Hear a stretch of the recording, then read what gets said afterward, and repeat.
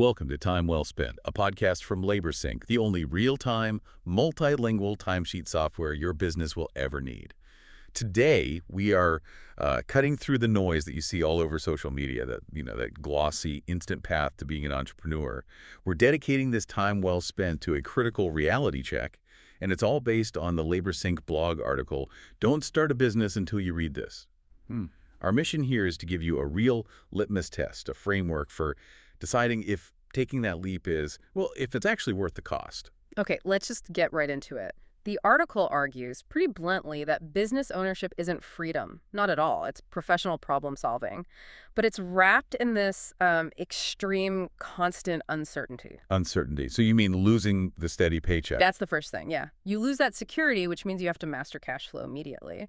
The article points out that the biggest mistake isn't a lack of sales, it's confusing the money coming into the business with your personal income. If you can't handle taxes, contracts, all that technical stuff, you will drown. That's a really powerful point. But hold on, isn't the whole point of entrepreneurship to embrace that kind of risk? It is, but the article claims that the whole quit your job and follow your dream narrative is just dangerous. It says it really only works for maybe 1% of people. 1%. Wow. Yeah.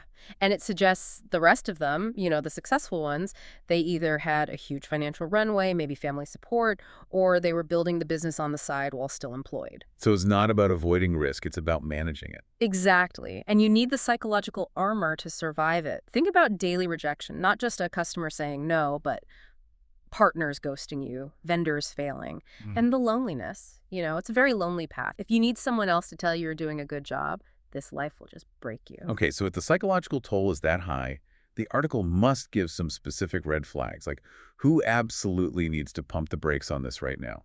The list is crystal clear. Number 1, you are running away from something. Running away. Yeah. If you're starting a business just to escape a bad boss or a toxic job, you're only trading one set of problems for a set that is exponentially harder. Number 2, you believe being your own boss means less work. Which is the big miss, right? It's the biggest myth. Successful owners, they universally work significantly more hours, especially in that first year or two. That makes sense. So that sets up the flip side then, the validation framework for people who are built for it. It can't just be about working hard, can it? Not at all. You have to be comfortable with chaos, seeing it as an opportunity, and this is critical. You must have validated your idea with paying customers. Not just friends who say it's a good idea. Exactly. The article is very clear. Feedback from supportive friends is useless. You need strangers who have actually opened their wallets. That's the only proof that matters.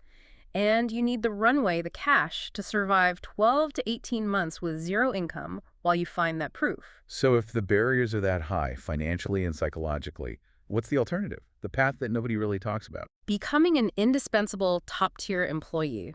The article presents this not as, settling, but as a really smart, strategic career path. And this is where the advice is brilliant. Instead of spending your own money on training, you strategically build skills. You take courses, go to conferences, all on your employer's dime. Right, and you use that expertise to negotiate better pay, and then you use that steady, reliable paycheck to invest and build wealth without all the risk. The quality of life difference must be huge. Oh, it's massive. When you clock out as an employee, you actually clock out. You get true work-life balance, no middle-of-the-night inventory crises, no payroll anxiety.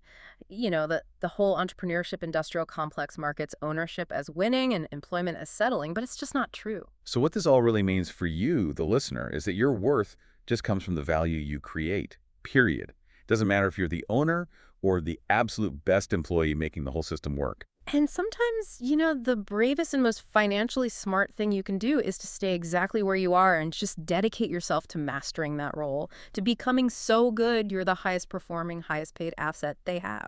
This episode of Time Well Spent was brought to you by LaborSync. Track employee hours and job site locations in real time from any device. Start your risk-free trial today at laborsync.com.